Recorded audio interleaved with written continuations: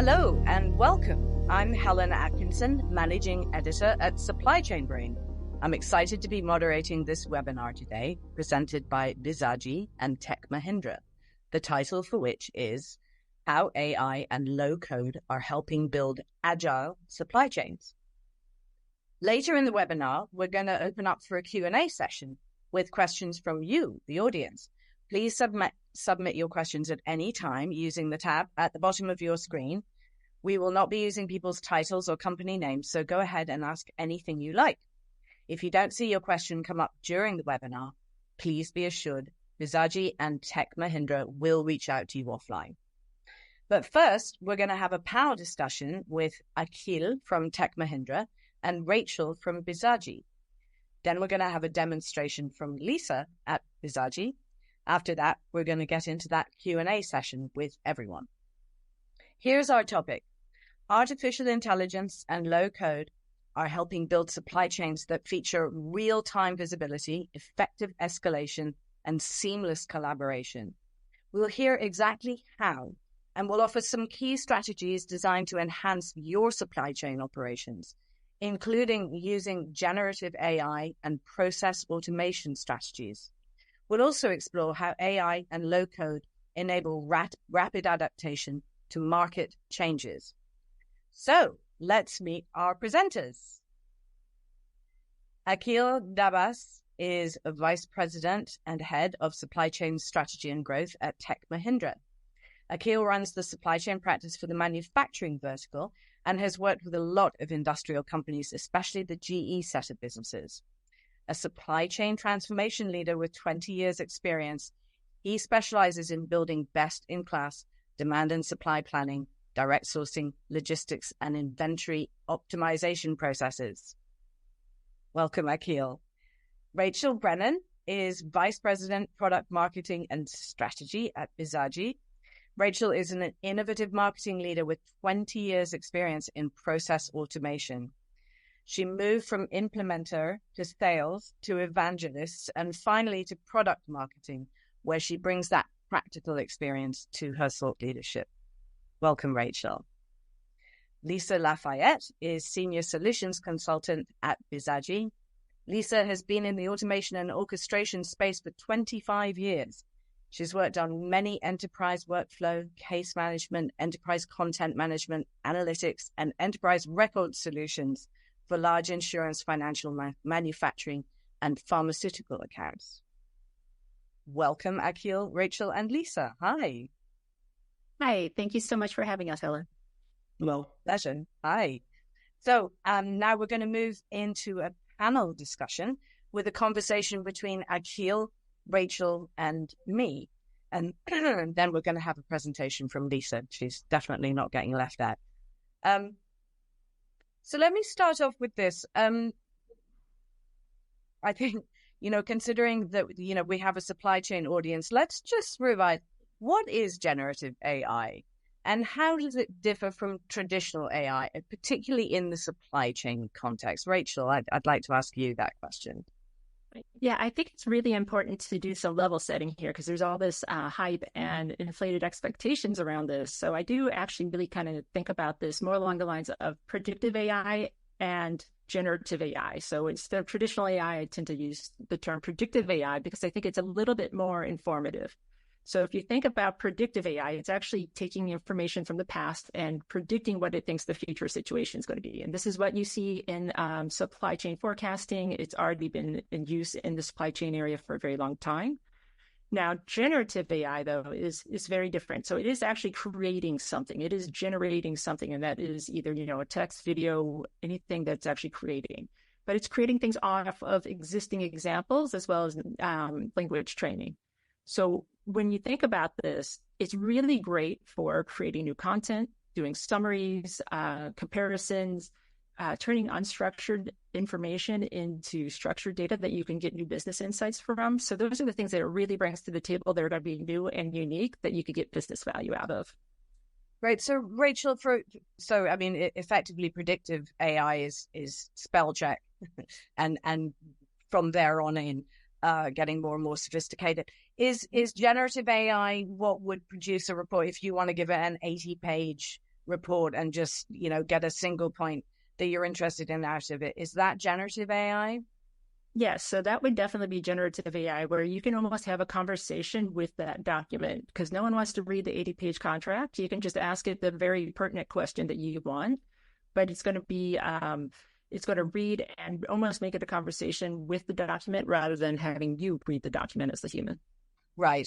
Super. That's very clear. So, obviously everybody is kind of excited about generative AI, and I think it's really great to dig into actual specific, tangible examples where it can be used and explored within the supply chain. Akhil, would you like to weigh in with some real world or some real possibilities that generative AI offers the supply chain? Yeah, thanks. I think there are obviously several examples that we could quote, but let me pick up a few which I think are relevant for this audience. We are seeing this in definitely the sourcing organization within the supply chain function quite a bit. As you can imagine, there's a lot of information that is within the system. There's a lot of information that is external. So the buyers in that organization and other analysts are looking to pick up information on the go as they are going to negotiation for a supplier with a supplier, or they're just doing their own commodity reviews. So information like, what are the historical tariffs we had on this particular part number? What are the anti-dumping duties on this part? What sort of competitive data do we have on this particular part number? Any comparative analysis that they have done in the past, and now any actions they might have taken in the past, pricing wise, or value engineering, any other negotiations. All of that earlier was really done through laborious analysis. And today, if you use GenAI, you have the ability to pick up that information in a very summarized format before you go into any meeting. So I think the CPO, the Chief Procurement Office, is actually doing quite a bit in their space. The other one I'm seeing quite a bit now is general cost related analysis. I mean, supply chain and cost go hand in hand. They are the biggest cost bearers in a way in the company. And earlier, this was a very tedious exercise. You had loads of analysts working several days to pick up all the relevant information from within their own systems, external systems. There is now risk associated, with geopolitics, etc., that also has to be brought into the fold. And if you have the right generative AI setup created, you can do a lot of this stuff now fairly easily. So those are the two that I'm thinking are working quite well. They're still, in initial stages, but people are talking about it, and therefore they're trying it in their own ways. Super. So you're effectively saying that, particularly in the procurement space, excuse me, that, there's so much information. It's not that there's a dearth of information about prospective suppliers or existing suppliers, but here's something that can really crunch through all that data and take out the things, points that are really of interest. Thank you so much. So we hear a lot about digital transformation in supply chain operations. It's obviously been a super important goal over the last decade or so. How can low code and generative AI be used to accelerate digital transformation in the supply chain? And Rachel, I want you to start by telling us what low code is, just in case nobody knows. Oh, gosh. Okay, what's low code in a single sentence? So I don't know if I could do it in a single sentence, but I'll try. Okay. It is actually a visual way of creating processes and apps that allow you to rapidly create and rapidly share and collaborate on what the expected behaviors are going to be. So you can actually create applications and processes with very little coding knowledge. And so it really allows the business users to really participate in the applications that are being done. So that's what low code is. So basically, you can create an application without coding. That's the one sentence version. And great. And so how that actually gets applied into digital transformation and supply chain is that it really kind of goes hand in hand with generative AI. And Bizagi really believes that generative AI is going to become another stakeholder for your business. And this is really where a big change is going to happen. So you're going to have to orchestrate across your business, across your people, process, data, and systems. But you're also going to have to bring in those AI assets. So this is actually what we're thinking of is the foundation of the reinvention of automation. And it's going to be powered with generative AI because it's really going to kind of change a few things. And Bizagi literally stands for business agility. That's what our name comes from. And so we've been supplying it for quite some time. So we're really happy to see this next generation come around where we can actually apply automation with low code and GenAI to really support what we're looking at is it comes together to support a clean core or surround kind of strategy where you can actually have your ERP be as clean and simple as possible, but then put all of the business knowledge and the business logic, that's the word, put all that business logic that changes into a platform that surrounds the ERP rather than into the ERP. This allows you to actually have an incredible amount of business agility. We've been working with DHL on making a vendor portal. And so they've actually created a self-service vendor or supplier portal with over 1,000 vendors so that they can actually control their own information and see what's happening with DHL. And then they have an internal audience of 320,000 people within DHL that can actually interface with that. And so it really saved them a considerable amount of full-time employees because this is something that the vendors themselves then get to actually change their information, as well as then the management of those vendors or onboarding of those vendors are also automated. But that all happens in Bizagi instead of actually in the ERP. So it's able to change and grow with the business without a major project coming in. We're also seeing some interesting things with master data management and generative AI low code. So we have a major CPG player out of Asia who uses us to do the cross-border shipping. And so they've actually streamlined this so that they can actually get cleared through customs much faster and also have lots of inventory removed from just sitting in the ports because of this. So this is actually their main goal, was to get the paperwork done beforehand and as clear as possible so that they aren't just sitting in the port with the products on the ships. And so they've done a great job with that.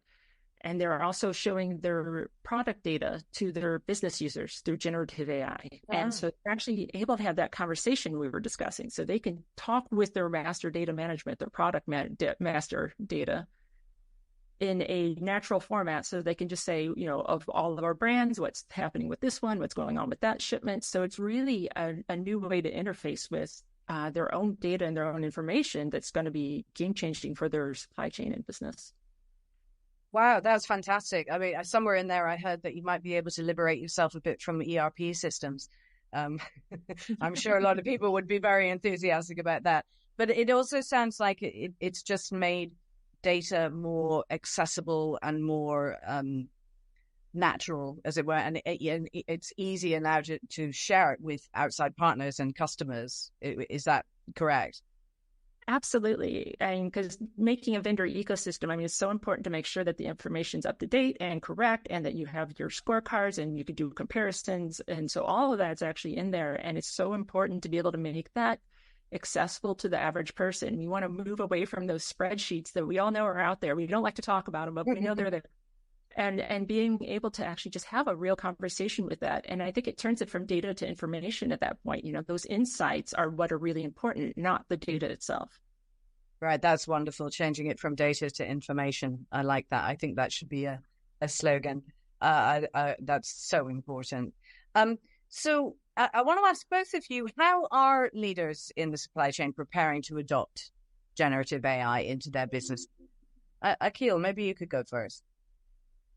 Yeah, since you asked about the overall ecosystem, let me highlight, three different components of this, business ecosystem. One is the companies themselves, right? Large OEMs, other players that actually are fairly mature. What they are doing is they want to get everybody within the organization excited and to see what it actually can do with their own hands. And therefore, many companies are, I see, having their employees get access to Microsoft Copilot. You can do so many things within the Microsoft suite of applications. You got Word, you got PowerPoint, you got, other things. So you can access a lot of information using the Copilot. So that gets them excited about what the capabilities really could be in the space. Such companies are also having their developers get access to GitHub so that, they could start using some of that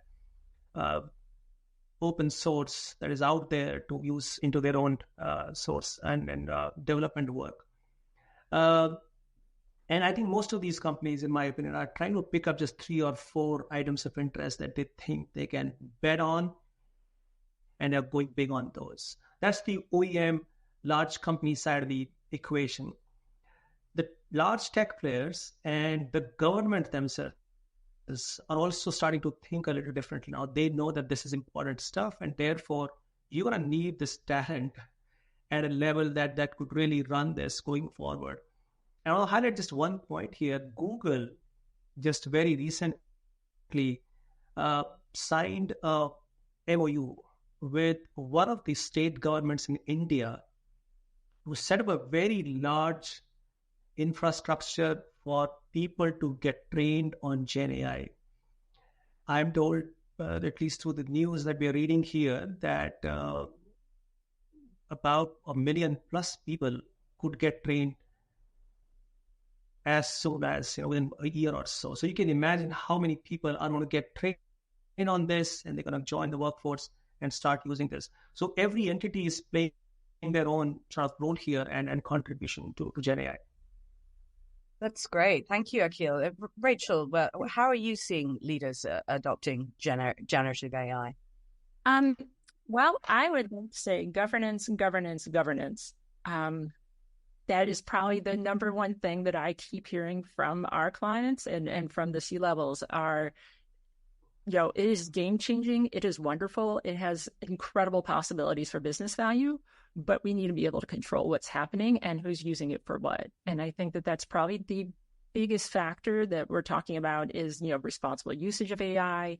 How do you govern who's allowed to use what and who's allowed to see what? There's so many pieces of governance in there that this is where I think that it really becomes important to remove generative AI from being a silo initiative to actually being part of, say, your automation or your orchestration platform, because that was how you actually get that governance rather than trying to kind of go at it alone. Interesting. And I want to get to our demo shortly, but it does seem like you were talking a lot about how these technologies allow silos within companies to be broken down so that the right hand knows what the left hand is doing. And that's particularly important when it comes to governance and also, to Akhil's point, training. Fantastic.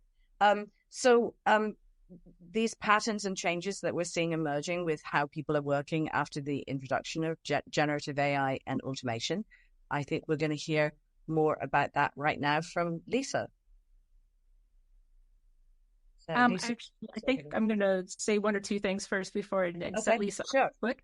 So one of the patterns that we're really seeing the differences is there's this pattern called maker-checker, or also known as 4 eyes or separation of duties. So if you are the one that requested the price change of the product, you cannot be the one that approves that. You have to have 2 people looking at it.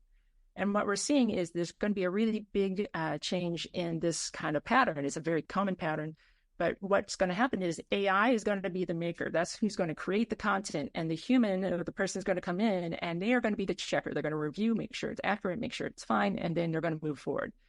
And this is going to save an inordinate amount of time as well as, provide creativity. But it really does change how fundamentally people are working with the technology and thinking about it, once again, as that business stakeholder. So now I'm going to pass it on to Lisa, who's going to talk about reinventing automation.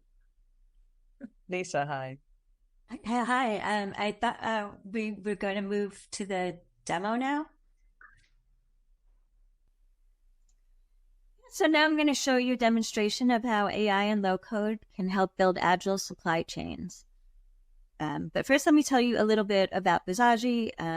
So as you heard from Rachel, Bizagi has been focused on process automation and end-to-end orchestration and low code for quite some time.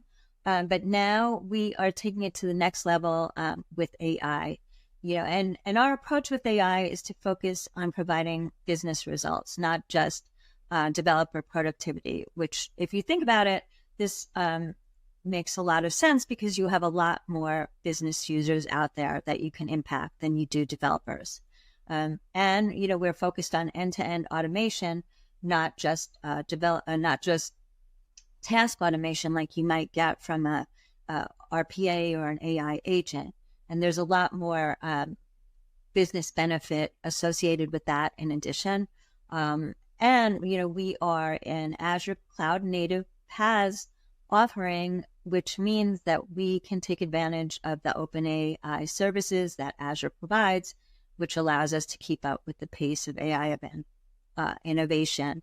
And you get all of this with built-in governance to ensure privacy, security, and accountability in one platform.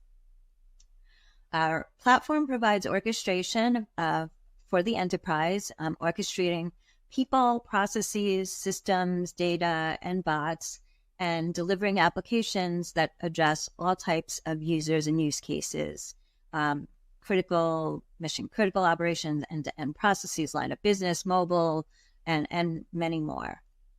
And we see AI as just another stakeholder and resource for an organization's operations. So in order to really take advantage of AI for business needs, you will need to orchestrate it alongside the people, the processes, the systems, and the bots. I just wanted to take a minute to highlight our data orchestration capabilities. Bizagi has a very powerful integration layer, and that allows us to communicate with all types of systems. And so that we can provide connectors. We have native connectors that come out of the box for SAP, both on-prem and cloud, for the 3 big RPA vendors, UiPath, Blue Prism, and Automation Anywhere, for Azure Cognitive Services, for Excel, for business intelligence tools like Power BI and Tableau.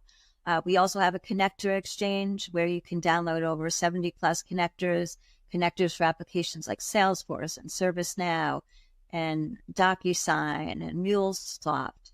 We also have our own API, so external systems can call Bizagi and create cases or get status or input or update data. We have an operational data store for reporting purposes. We can virtualize data with external systems and utilize it as if it's in Bizagi. We can replicate data from external systems. So we really make it as easy as possible to access data wherever it may be. And if we don't have the connector you need, we have a connector editor that allows you, and a tutorial that walks you through how to create a connector. You can create a REST connector in 3 steps with no code. And in addition, now we have this ability to orchestrate agents. So what are agents? Agents are helpers, right? They're helpers that can perform user tasks like creating content, translating content, obfuscating data, summarizing reports, categorizing and analyzing information, prioritizing, and so much more. And there will be even more. So when you put these capabilities together, you really are able to bring automation, to the next level. And our Ada, our AI assistant, allows you to actually chat with your data, basically ask questions about your data, get insights and act on those insights and generate graphical views. You're using natural language. It's basically self-service reporting that's actionable, and you don't have to wait for IT to build your reports. So there's a lot of power in that also. If you were to compare task automation that you might get from AI agents or from RPA with end-to-end automation, there's so much more impact you can have transforming the business and providing full visibility, work management, personalized employee experiences, accountability, audit trail, visibility. So there's just much more that you can achieve with end-to-end automation. And so why do TechM want to work with us? Well, Here are some of the reasons. Our platform is agile, flexible, and adaptable, and this allows for rapid iterative development, which is obviously helpful. And, our low code allows us to deliver fast times to market. That built-in integration, seamless, providing communication with external systems using standard APIs all together on one platform. We also provide strong industry capabilities across supply chain for manufacturing, and we have a lot of case studies we'd love to share with you. And we make GenAI really easy, by incorporating it with automation, providing governance, UI, data access, and quality and security all in one platform. Really makes it easy to adopt and take advantage of GenAI. So at this point, let's move on and talk a little bit about the demo. We built it to show that we could meet the requirements of a specific use case, and we could do it quickly. And we built this demo in a couple of weeks. One of the key differentiators for Bizagi is our ease of use and the ability to collaborate with the business. And one of the ways we accomplish this is through our experience matrix. It's like a whiteboard that allows you to map out the application. So it's very easy to understand. On the left, you define who are the personas, right? The users. And the top, you define what are the data objects they need to interact with. And then at the cross section, you define what are those actions they need to take. So for example, the purchasing requester needs to be able to create requests, cancel requests, change the status of a request, view requests. So it's all very logical, and it's very easy to see exactly, what each user can do. And then we have this generate app button. So once you've gotten it all laid out, you can hit that and we will generate the base app with the base pages and views and actions. And then you can customize it to make it look the way you'd like. So, so it does make it very easy for the business to collaborate and have everyone understand what the application's actually doing. So the flow of the demo that you're going to see is, simple purchasing flow. We have our purchasing requester, Mark. He's going to initiate a purchase request. He can decide if he wants to collaborate with Sarah, the supplier, maybe do some negotiating, and she would be collaborating through the supplier portal that we designed in Bizagi apps. And then once the request has been validated, it'll go off to Mark's manager, John, for approval. So let's take a look and see what this looks like.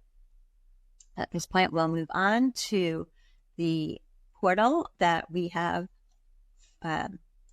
created for Mark, who is our purchasing requester. He can see the purchases he's in the process of submitting. He can see the purchases that are in progress, and he can search by status. He can create a new purchase. But at this point, let's complete the submission for this purchase that he's been working on here. So we'll open that purchase up. And what you see here when we open this is a Bizagi form. And Bizagi forms are really easy to create. They're flexible. We support many different layouts and, tabs and columns and tables and layouts, and you can make them look however you choose, but they're really easy to create. You just drag and drop. It's a what you see is what you get designer. Put the fields where you want them and then set the parameters for those fields. And the goal here when you design these forms is to make them as foolproof as possible. So you get all the information you need that's valid and clean before it moves on. So for example, I can search for the vendor, right? And this will search the vendor master table, which could be in Bizagi or it could be in an external system. And this ensures that we get all the valid supplier related data. We can set up choice lists to ensure that only that specified data is allowed to be input. We can set defaults for like the PO reference number and the order date. We can set required fields so we make sure that everything's filled out that needs to be. We can use Bizagi rules to make sure that the delivery date is after the ready date. And we can use Bizagi rules to calculate tax and totals. We can attach supporting documentation. So the whole idea here is that we get all the data we need, and it's valid and it's clean, and we don't have to, go through some exception loop. So at this point, Mark can either decide he wants to collaborate, in which he would check the yes box with the supplier and maybe do negotiating. But in this case, he thinks it's all ready to go. He's got the latest pricing, and he's going to send it on to his manager for approvals. We'll just select valid and send it on. So one of the key features in Bizagi is this graphical query. So here we can look at the process diagram, and what this shows you is the map of the process that has been initiated, and exactly where in the process our cases at this point in time. So you can see here, it's sitting here in John Smith, the purchasing manager's inbox for approval, and we can replay the path that it's taken to get to this point. So we can see here that it was Mark who initiated this. We can see when he submitted it. We can see that it was not a business-to-business purchase request. He didn't require collaboration, and it's now sitting in his manager's inbox. And if it gets approved, we'll go on to some system automatic tasks, one that will update the ERP system and one that will initiate the shipment process. So at this point, let's log off as Mark and take a look at the interface that his manager sees. So we'll log back in as John, the purchasing manager. And what he sees is a little bit different because he needs a more macro view of everything that's going on in his department. So, he has all the purchases he needs to review, and you can see he has, the purchase that we've been working on with Mark. And he has some information showing him POs, how many POs he has in each state. But he also has access to supplier information. And this is how we can use these. Bizagi is like Lego blocks, and you can put the blocks together however you need them, for the different users. So he has access to supplier information. He can see their purchase history. He can see their scoring. He can communicate with them. And he also has a dashboard that shows him and gives him a lot of insight into the important information that he needs to run the purchasing department. So he can see, what is the total spend by supplier, so he can see where they're spending the most money. He can see how many purchase requests are being made per month. He can see where his vendors are located across the country. And I know this is an important feature in the world of purchasing. We can see what the late delivery percentage score per vendor is, and maybe, that will help us direct our purchases in the future to those vendors that can actually, deliver on time. So he gets all this information that allows him to run his business.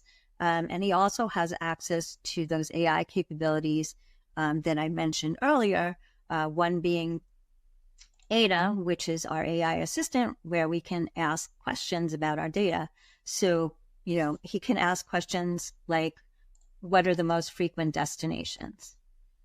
And this will bring up a chart that shows us that Los Angeles and Houston are two of the biggest destinations. Maybe he wants to hone in on a particular month in process. He can say, show me by percentage. Maybe he wants to see a pie chart.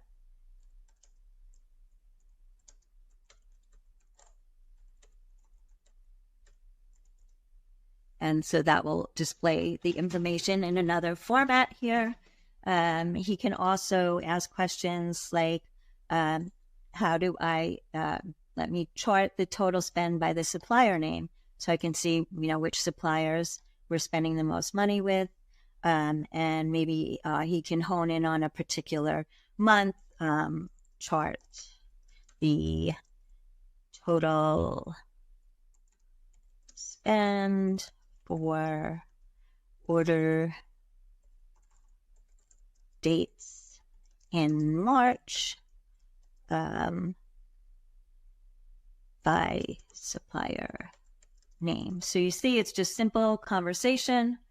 and now he can see who they were spending money with in March, and maybe there's some seasonal difference that he should look into. He can also save these queries and charts to his dashboard for future reference. He can show them in different formats. He can drill down into the data and see the actual transactions underneath, and he can export the data to Excel if needed.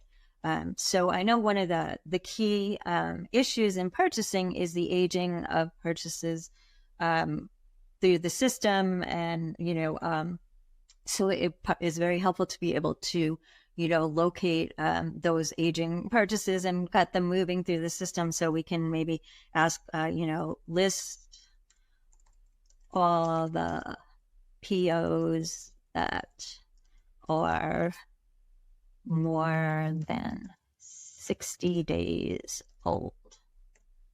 And we'll get a list of all the POs that are 60 days old. And as I said, we can act on this information. So we can do things like reassign these purchase requests, escalate them, or request an update. Or maybe we want to see it in 3 different buckets. We can say, ask Ada to chart the number of purchase orders by less than 30 days, 30 to 60, and over 60. And we can see what that distribution looks like. Once again, we can drill down and we can actually act on this information. So we can select either all of the results, one of the results, several of the results, and we can launch one of these actions that we just discussed. And let's go with the requesting a status update from the vendor. And what this does is it launches a short process that will enact an agent. We'll look at the process diagram here, right? One of those AI agents that's going to take into account the purchase information, the vendor information, and generate and compose an email requesting a status update from the vendor. And then from there, we'll move to the next automated step that will actually send that email to the vendor.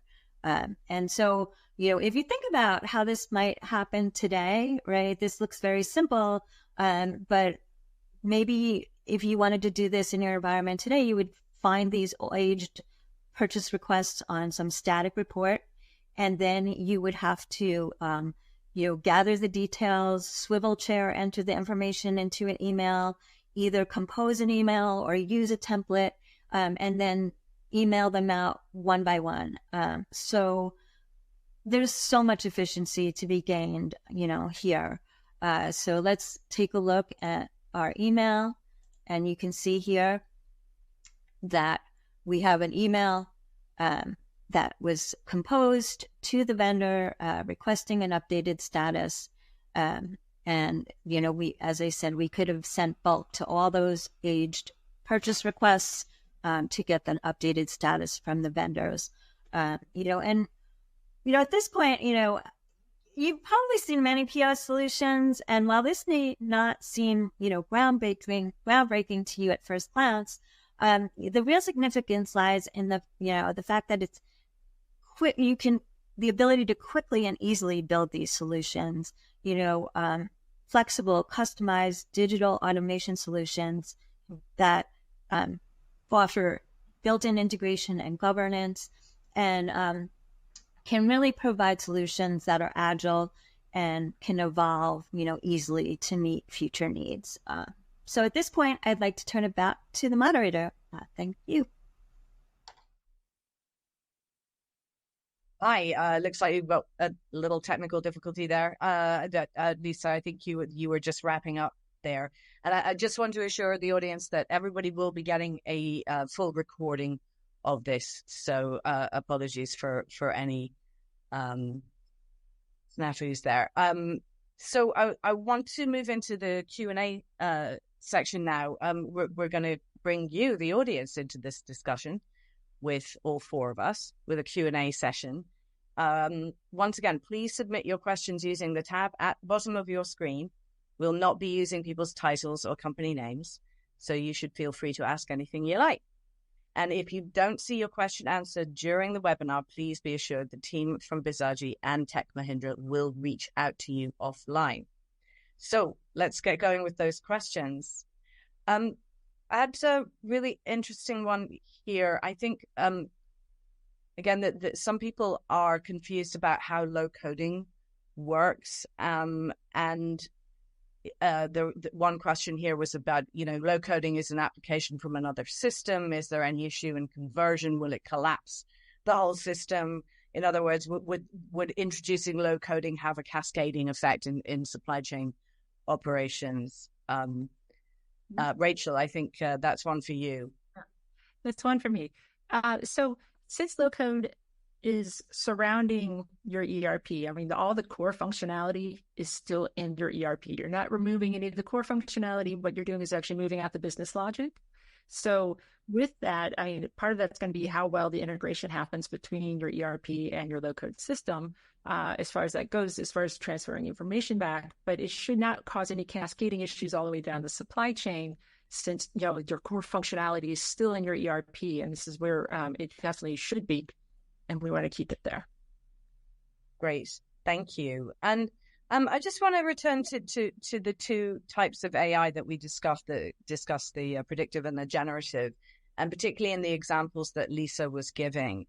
Lisa, perhaps you could explain a little bit about, those specific examples where somebody is looking for, out of date orders or, sending out emails.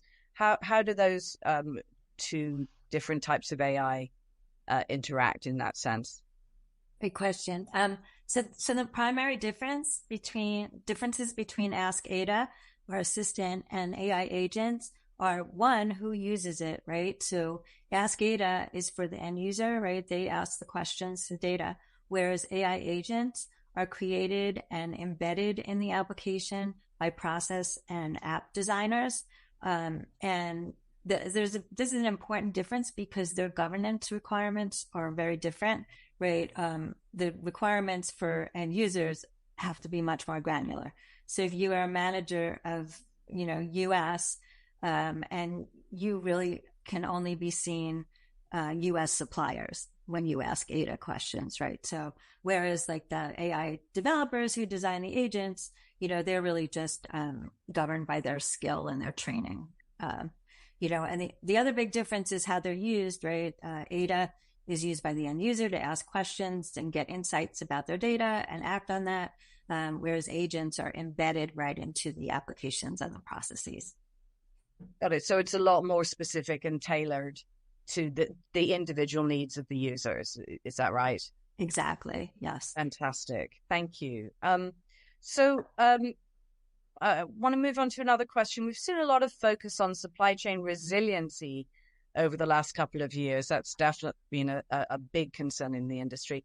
How is that looking now, and how does technology, particularly the technologies that we're talking about, play a role in helping companies achieve better supply chain resiliency? Akhil, I think that's for you. Yeah, I mean, so the whole concept of resiliency has been going on for quite some time, but it has picked up a lot more traction, I think, during the COVID years. Maybe a little bit before that, I would say. The previous administration here in the US had some tariffs that were imposed on certain countries that created a lot of challenges for the OEMs here in the US. But there are several parties involved here, right? So let me call out what those are. So you got the suppliers themselves, you got the logistics companies that move this material back and forth. You got the general environment, right? The global environment issues, geopolitics, events that happen around the world, etc. When it comes to visibility of the material that is moving from A to B, right? Moving over ships, on containers, etc., there was a need for visibility of where they are at any given point of time. And I think several companies have come forward now to actually help with that. I saw in the chat window there through a question. 4Kites is one of them. Project 44 is the other. A few others, but those two are the dominant ones. So I think the technology companies have really taken care of that visibility situation. The other big item that companies wanted to be aware of was what sort of risks are out there, right? Geopolitics, thunderstorms, natural calamities, etc. There are a few companies that have, again, come forward and are doing a very good job in calling out those risks wherever they happen to be in the world. Resilink is one, risk methods is the other one. So those two information points that the companies, OEMs, really were looking for are now being made available to them. What is internal to the organization is how do they think about their supply base? I mean, you had supplies in a particular area at one time. Probably that's not the right strategy anymore. You just can't be in one place for your entire supply base or for a good portion of it. And that is where I think we have not seen a lot of progress, in my opinion. That we have to find ways to go out and find newer suppliers in newer regions. Obviously, that takes time. But I think the companies will have to accelerate that process for sure. The other big item is, once you got all of this data from the Project 44, forecasts of the world, you got this from Resilink, risk methods, etc. And then you got your internal company data of actual operational orders, work orders, assembly line orders, etc. How do you marry all of that information to actually make sense out of it? Somebody calls out a risk doesn't mean anything to you, right? And therefore, that ability, I think, is what people are trying to call that in the control tower solutions today. So the control towers have become very relevant. So as I said, several parties here, there are several technologies in play. They're all being used very efficiently. Some are to the extent that, they are fully ready, matured, but some, in my opinion, still need some work. And I think most of them happen to be within the OEMs. The OEMs will have to accelerate the process of moving from, supply bases where they felt like they're not going to get much out of to newer suppliers. So that's sort of the long and short of that answer there. Right. Thank you, Akhil. I mean, it sounds like, the visibility dragon is finally being tamed somewhat, and that this technology is really helping with that. And you can't do a risk assessment without it. So that's great. I want to move on to the question about how we measure the effectiveness of AI-driven automation. What data analytics tools are used to measure the effectiveness of this technology in managing your business, the benefits given? Lisa, or I can, either one. So Rachel, go ahead. I'll go ahead. So there's actually several. So there's a lot of built-in analytics that's already in the Bizagi platform that's going to help you with a lot of the process visibility, the most taken paths, all this different information is already there. But we also integrate directly with Power BI and Tableau for those that want to have a deeper business analytics versus looking more at the reporting level of things. We are also about to introduce a conversational version of the business analytics that's going to come up in the future of the roadmap at Bizagi, where once again, taking that concept of having a conversation with that information, but moving that towards the visibility of, your supply chain and the information that you have about your vendors and orders and all the other stuff that's in your organization. Yeah. And just to add to that, we keep statistics on the average processing time per task and per process. And so you can see the trends over time. When you implement an agent, what happened to processing time overall, what happened to a particular task. So you have all that history. Oh, that's great. So you really get hard figures about improvements in efficiency. Yes. Terrific. And Akhil, maybe you could talk a little bit about that. I'm sure you've seen some happy faces when some of these things have been implemented. Yeah, remember, this is not easy. I think the question makes sense because it gets asked a lot. But I think there are several ways within the system that you can actually measure it. But beyond that, I think the final output that you're looking for has to be measured against what you actually were expecting. And then there are certain ways to do that, which are embedded within the automation systems, and some that you've got to use a lot more of your own understanding of. The understanding of business, bringing that context into large language models is a big deal. And I think that's where people like us who actually run supply chain, supply chain practices, etc., would come in handy. Great. Excellent. That's really good to know. So let's move on to another slightly technical question, but I think this is really interesting. I mean, obviously, one of the uses that we see for generative AI is preparing letters and contracts, which can go to many tens of pages. What are the legal implications if the AI makes a mistake?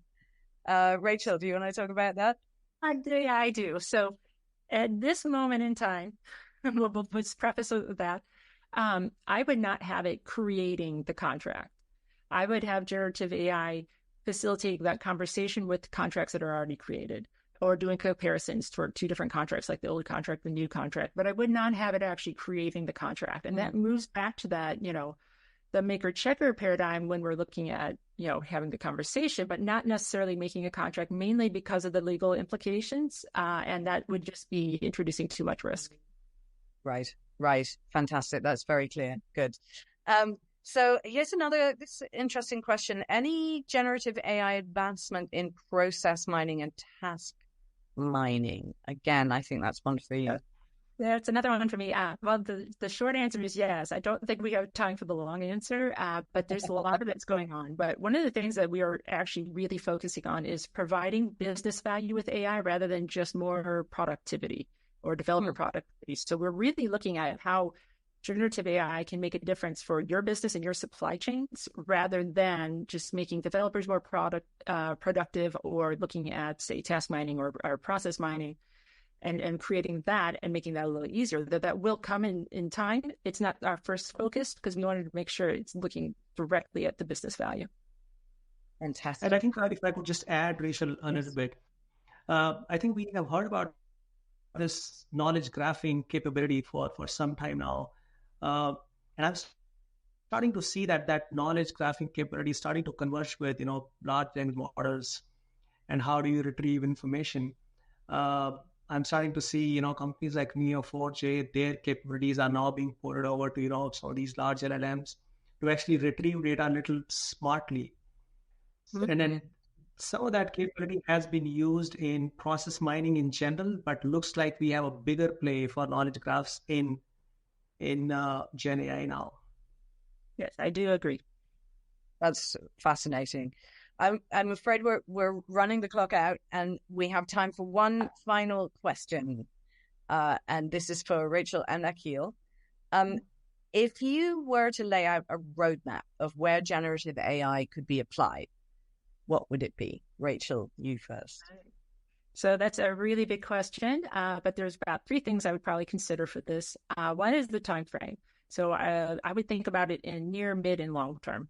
So the next one would be the feasibility during that time frame. So what is your internal knowledge? What are your internal skills? So make sure that what you're planning are going to be in line with that. So in the near term, I would look at, using a more vanilla model versus actually customizing a model. Midterm would be customization. And long term, I would actually probably hold off on planning on that as, this is innovating so quick that it's really hard to plan that far out at this moment. But I do think that huge changes are coming.